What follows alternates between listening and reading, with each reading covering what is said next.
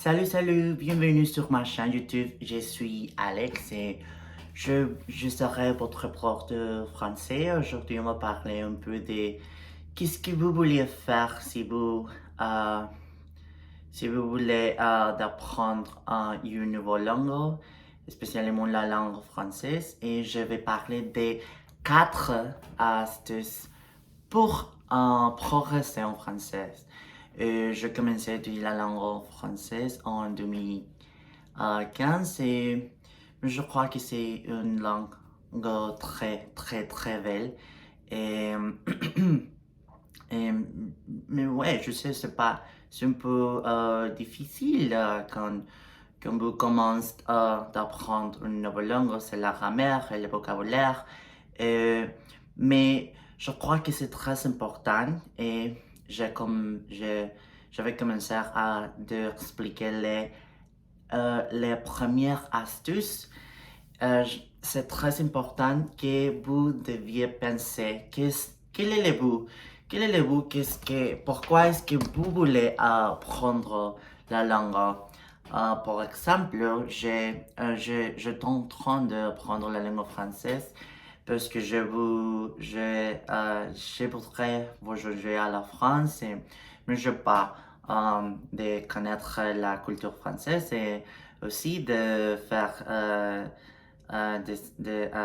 amis. Et, par exemple, je suis arrivé aux États-Unis en 2019 et j'ai connu de plus en plus personnes de différents pays entre la France et j'ai l'opportunité de pratiquer le français avec eux.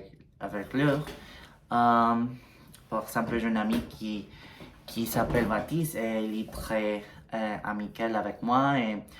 Mais j'ai appris différents mots de la France. Je voudrais parler ici avec toi, ici, mais c'est des mots très ouais, différents.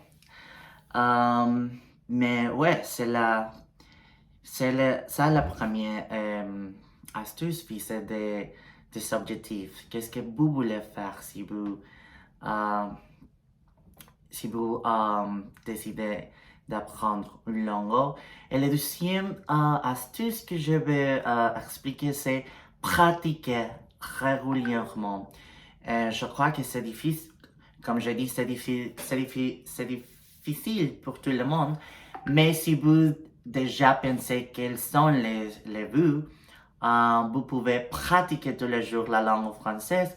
Mais je sais pas, par exemple, j'écoute de la musique en français et quelquefois j'écris le mot et c'est un nouveau mot que j'ai pas connu et je cherche la signification de ces mots et je peux aussi répéter les mots. Et si vous aimez de chanter, c'est une chose que vous pouvez faire.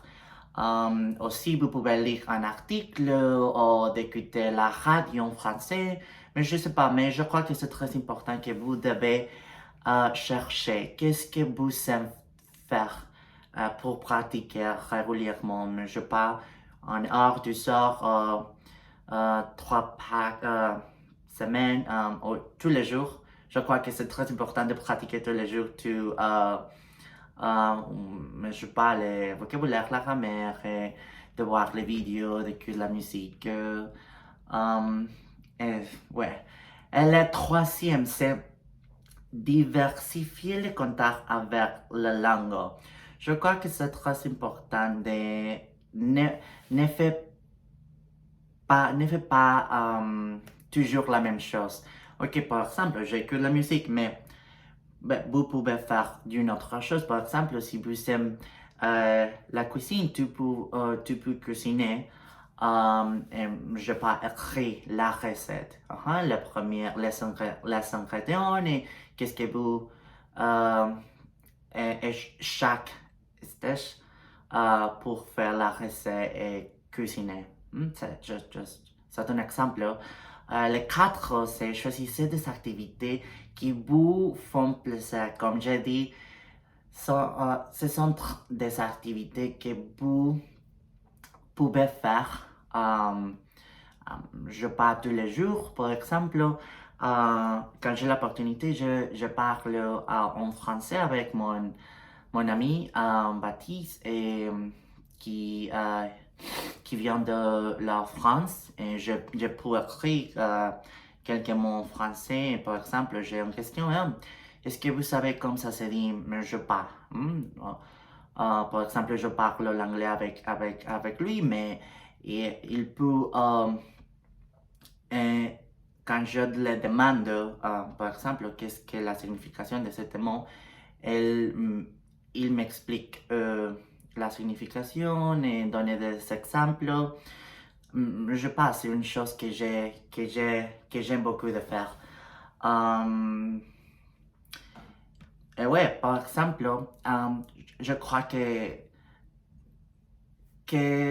quand vous êtes en train d'apprendre une langue, mais je parle l'anglais, le français, l'italien, l'allemand, je parle qu'une langue, qu'est-ce que vous êtes en train d'apprendre. Euh, vous devez penser, comme je dis, quel est le but, qu'est-ce que vous voulez faire euh, quand vous êtes en train d'apprendre le français. Et, et aussi, je crois que c'est une langue très belle et difficile pour, je sais pas, pour les étudiants. Mais je vais donner très conseils pour ne plus jamais bloquer, spécialement à l'oral. Parce qu'on commence de parler à l'oral, mais je sais pas pourquoi il y a la tête, il y a des blocages. Et, je ne peux pas parler en français. Mais c'est fort que je peux entendre quand l'autre personne commence à parler en français, mais je ne sais pas pourquoi c'est un blocage pour moi. Mais je vais donner trois conseils. Le premier conseil, c'est quand, quand vous voulez, quand vous êtes en train de parler avec une autre personne, je parle quelques langues, spécialement le français, comme je dis, je crois que c'est très important que ne pas parler trop vite. Je crois que vous deviez parler lentement. Et aussi, de penser qu'est-ce que vous voulez dire et communiquer avec cette personne. Par exemple, si vous êtes en train de parler, je sais pas, de la musique ou des festivités que, par exemple, au Mexique ou de cette différence entre France et au Mexique, vous devez focaliser quelque chose dans les thèmes. Et le deuxième conseil, c'est très important. Par exemple, comme je dis, j'ai connu des gens qui viennent de la France. C'est important de regarder à les yeux et penser qu'est-ce que vous voulez dire parce que, par exemple, je suis une personne qui est nerveuse et, par exemple, si vous visualisez quelque chose, vous pouvez, oui, il y a la distraction dans quelle situation. Et on doit juste focaliser qu'est-ce qu'on va dire.